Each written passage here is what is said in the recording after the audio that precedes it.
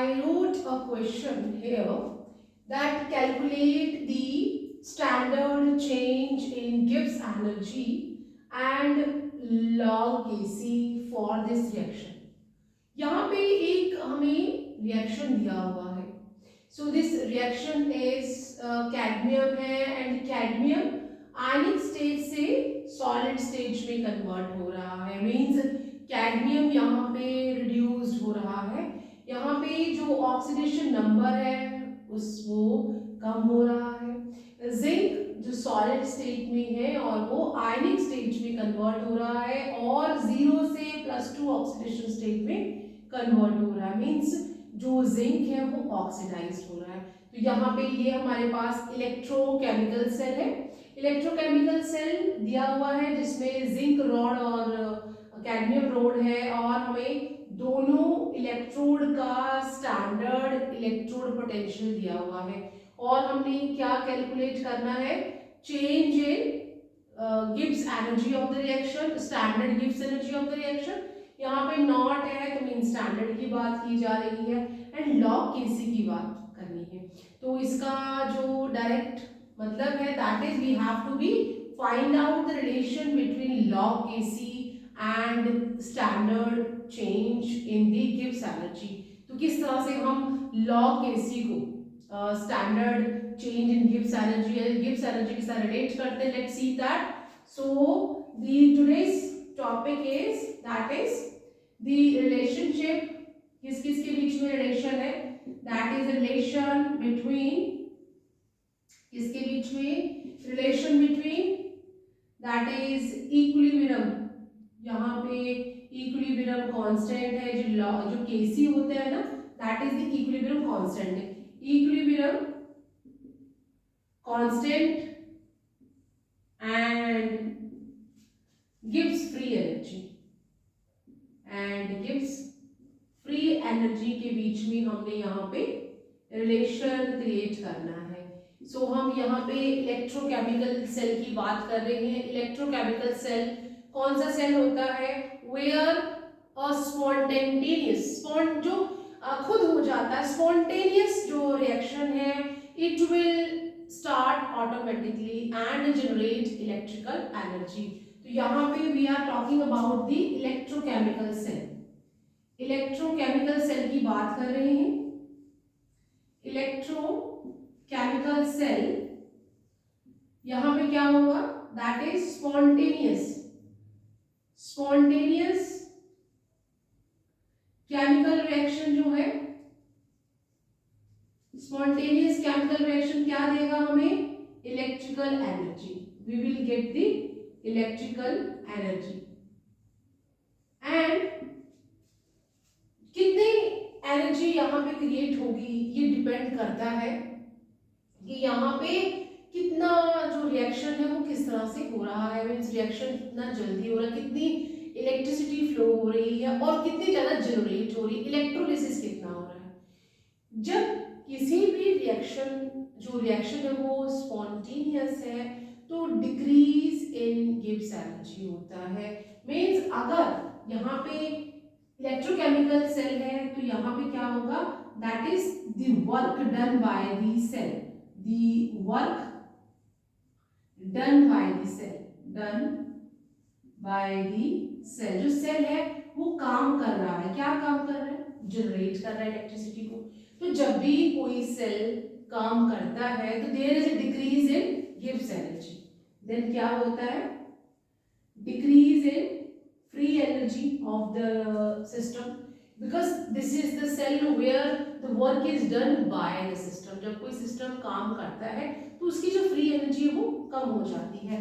तो decrease in its free energy क्या हो जाता है, जब कोई सिस्टम काम करता है तो सिस्टम यहाँ पे कौन है, सेल है, सेल सिस्टम है. सेल अपने सराउंडिंग पे काम कर रहा है एंड व्हेनेवर जैसे हम है when we are doing the work ना, we are getting low in energy, जो फ्री एनर्जी है वो कम हो जाती है. Same when cell is working the decrease in free energy. तो यहाँ पे हम क्या कह लेंगे, दैट इज गिव्स एनर्जी जो है वो कम हो जाएगी यहाँ पे ऑटोमेटिकली नेगेटिव साइन आ जाएगा, दैट इज फ्री एनर्जी। जो हम गिब्स एनर्जी है उसे हम delta G change in energy के साथ रिलेट कर रहे हैं, जी के साथ सिंबलाइज करते हैं। And when the work is done on the system, जब किसी सिस्टम के ऊपर, जैसे हम अगर हम कोई चीज खाते हैं, यूटिलाइज करते हैं, तो we are getting energy, system के ऊपर काम हो रहा है। तो when work is done, when work is done on the system, on the system है, then there is a positive or increase in the free energy। तो फ्री एनर्जी कैसी हो जाएगी, पॉजिटिव हो जाएगी। एंड ये हमें देख लेना है कि जब भी गिव्स एनर्जी नेगेटिव हो, means work is done by the system, reaction कैसा है, स्पॉन्टेनियस है, वो खुद हो जाएगा, इलेक्ट्रोकेमिकल सेल की बात कर रहे हैं। व्हेन द गिव्स एनर्जी इज पॉजिटिव, रिएक्शन खुद नहीं हो रहा, we are talking about the electrolytic cell, we have to supply the electricity. किसी भी सेल ने कितनी इलेक्ट्रिसिटी जनरेट की है, इसे हम किस तरह से फाइंड आउट करेंगे। अगर एक mole electron, 1 mole of electron flow करते हैं, when 1 mole of electron flow, electrons are flow from the system और getting away from the system. जैसे यहाँ पे जिंक रोड है, उससे डेनियल सेल में अगर दूर जाते हैं तो सिस्टम में 1 मोल जा रहा है, 1 mole of electron are flow, तो मतलब इलेक्ट्रिसिटी कितनी जनरेट हो रही है, 1 faraday. When n mole of electrons are flowing, तो कितना हो जाएगा, n इंटू एफ, एफ क्या है यहाँ पे, फैराडे है।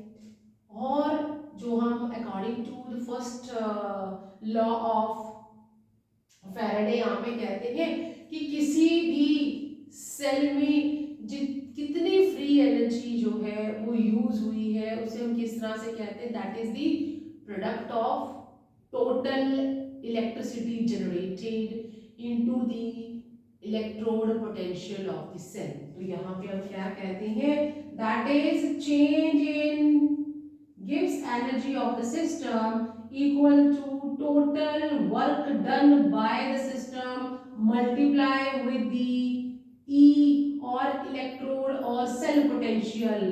तो यहाँ पे हम ई सेल लिख देंगे। This is the first relation we have created. To change in free energy, change in Gibbs energy of the system is equal to, और सिस्टम ने क्या किया है, काम किया है, गिब्स एनर्जी क्या हो जाएगी, नेगेटिव हो जाएगी, तो we will put here the negative sign। तो what it says कि whenever there is a work done by the system, the Gibbs energy will get decreased। free energy क्या है, कम हो जाएगी, which is represented as the product of total work done or electricity generated by the cell with the electrode potential of the cell or E cell। तो this is the relation। अगर यहाँ पे हम standard Gibbs energy की बात कर रहे हैं, तो what we will do, we will simply put a knot here और E standard कर देंगे। तो now we are having the relation that the standard change in Gibbs energy of the system equal to negative of the product of total work done or electricity generated multiply with the electrode potential or E cell।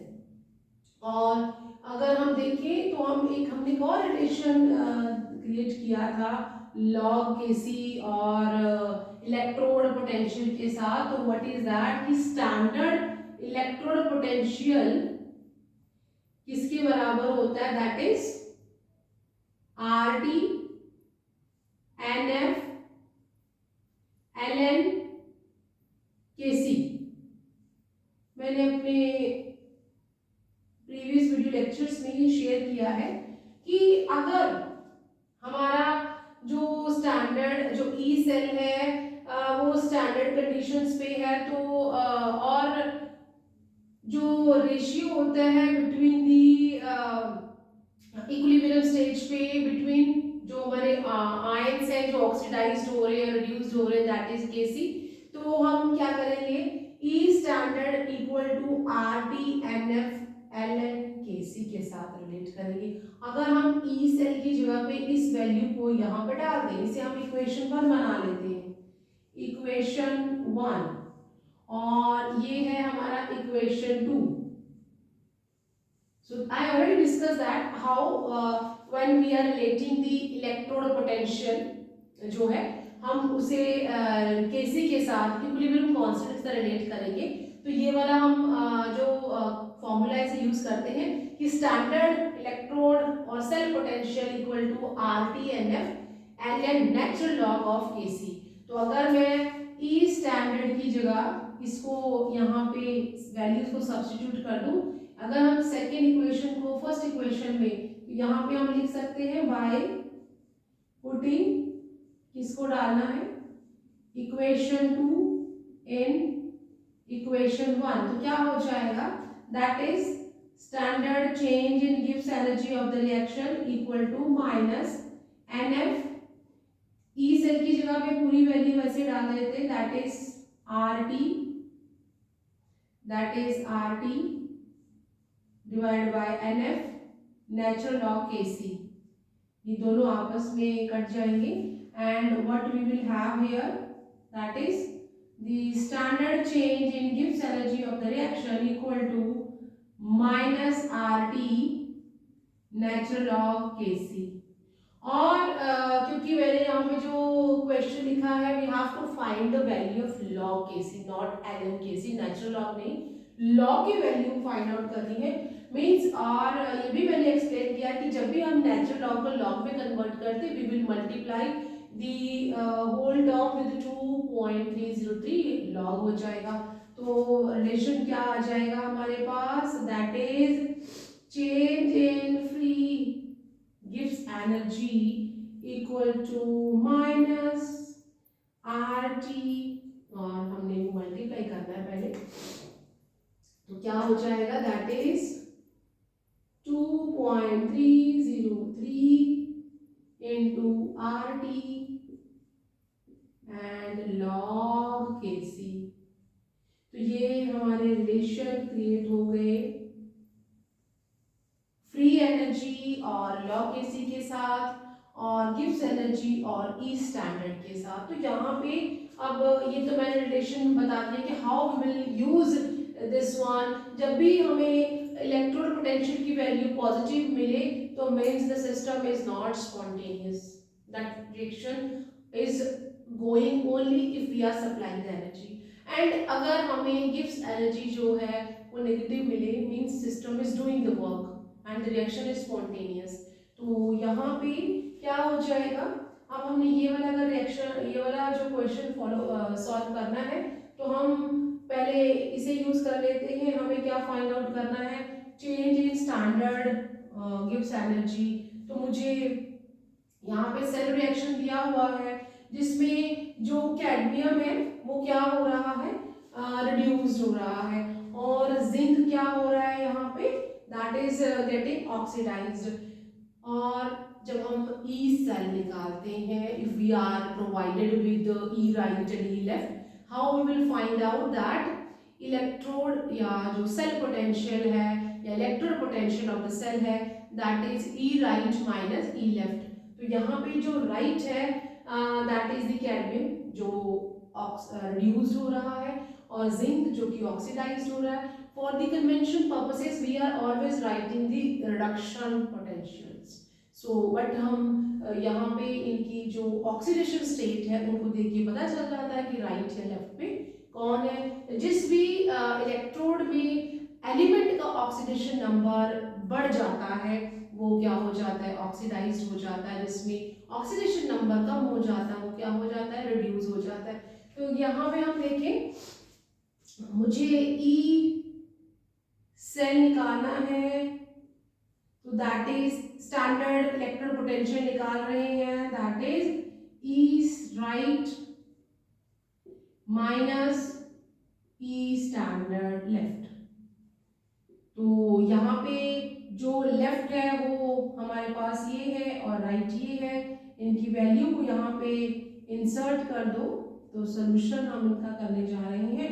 तो that is -0.403 minus point, और इसके साथ भी minus है तो यहाँ पे हम ये वाला माइनस तो यहाँ से लगा लिया, -763 वोल्ट। यहाँ पे भी आप यूनिट लगा लो, माइनस माइनस प्लस हो जाएगा 0.763 वोल्ट, एंड ये वाला जो है वो माइनस ही रहेगा।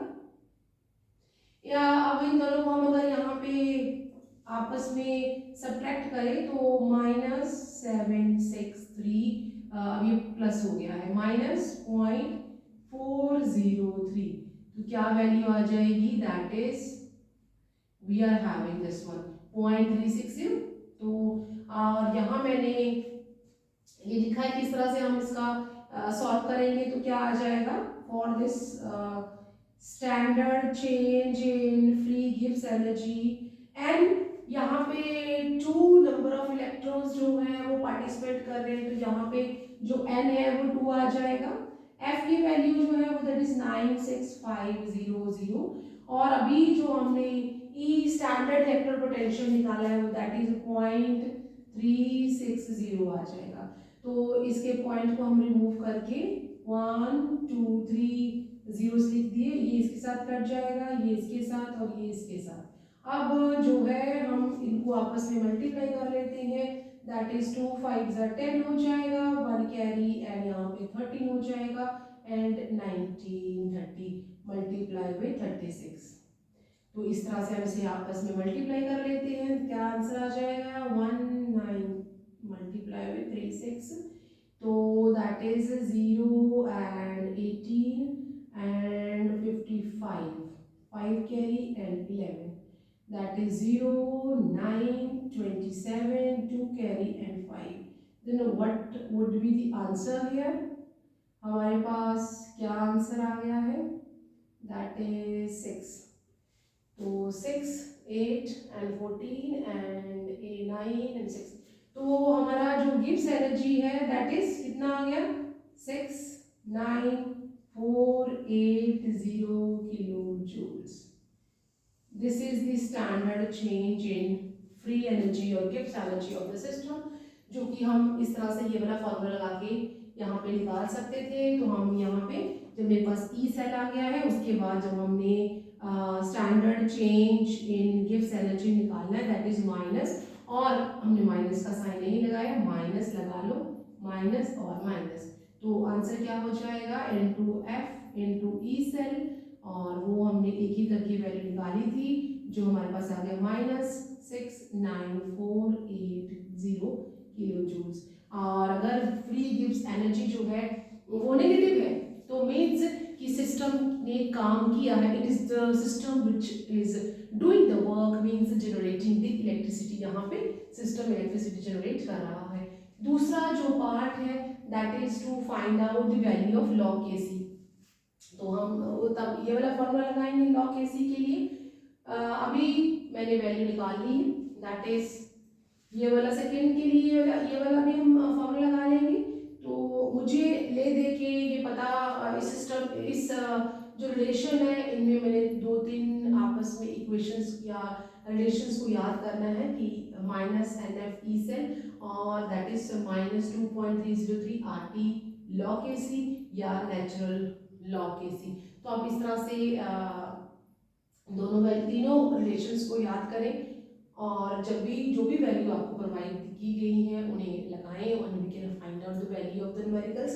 तो अभी हम लॉग केसी के लिए ये वाला फॉर्मूला लगा लेंगे, तो क्या हो जाएगा, दैट इज मुझे अभी मैंने वैल्यू निकाली है, तो ये वाला रिलेशन अगर हम लगाते हैं तो दैट इज -69480, ये चेंज इन गिब्स एनर्जी की वैल्यू माइनस में आई है क्योंकि सिस्टम काम कर रहा है, एंड -2303, इसे हम दोनों को आपस में कट कर देंगे।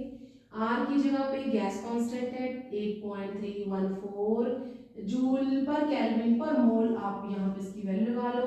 और टेम्परेचर की मैं स्टैंडर्ड की बात कर रही हूँ तो ऑब्वियस है टेम्परेचर यहाँ पर 298 लेना है, तो हम 298 ले लेते हैं। और लॉग केसी, मुझे लॉग नहीं निकालना है, मुझे लॉग केसी की वैल्यू भी निकालनी है। तो ये सारी वैल्यूज को मैं इसके साथ डिवाइड कर दूंगी और मुझे लॉग केसी, तो मीन्स आप अगर fully if in your exams you are not having the full time to solve this, तो आप उसे इस तरह से भी छोड़ के आ सकते हैं। You will get the marks for that अगर एग्जैक्ट आंसर भी नहीं आ रहा है, बट जो आपका पूरा प्रोसीजर है उसे आपने वैसे ही फॉलो करना है। That is divided by 2.303 into 8.3134 multiply with 298 equal to log AC. मुझे लॉग एसी की वैल्यू भी निकालनी है, तो इस तरह से मैं निकाल सकती हूँ। हम इसको पावर्स में भी दे सकते हैं 1 2 3 1 2 3। अभी अगर हम इन दोनों को यहाँ पे हटा दें तो 10 to the power 6 अभी से ही हो गया है। और फर्दर हम इन वैल्यूज को आपस में डिवाइड करके लॉग केसी की वैल्यू निकाल सकते हैं। अगर मैं अभी इसको सॉल्व करूँ it will take a more 5 or 3 minutes, तो हम इसे इस तरह से सॉल्व कर सकते हैं, इस तरह से भी लिख सकते हैं। For any doubt please give me A comment in my comment box. मिलते हैं नेक्स्ट वीडियो में with one of the further more numerical, and this question was by the CBSE in 2019। ये क्वेश्चन CBSE का ही है, 2019 में पूछा गया है। फिर भी अगर आपको कोई डाउट हो तो आप मुझे कमेंट